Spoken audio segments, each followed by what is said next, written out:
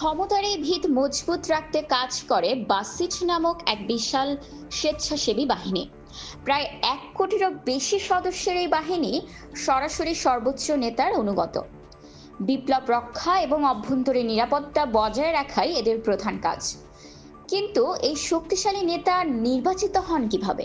এর জন্য রয়েছে 88 জন ধর্মীয় আলেম নিয়ে গঠিত বিশেষজ্ঞ পরিষদ। প্রতি 8 বছর পর পর সাধারণ মানুষ ভোট দিয়ে তাদেরকে নির্বাচিত করেন।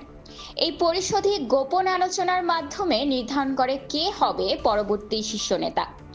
তবে এই পরিষদের সদস্য হতে চাইলে আগে গার্ডিয়ান কাউন্সিলের অনুমোদন লাগে, যাদের অর্ধেক সদস্যকে আবার নিয়োগ দেন স্বয়ং সর্বোচ্চ নেতা।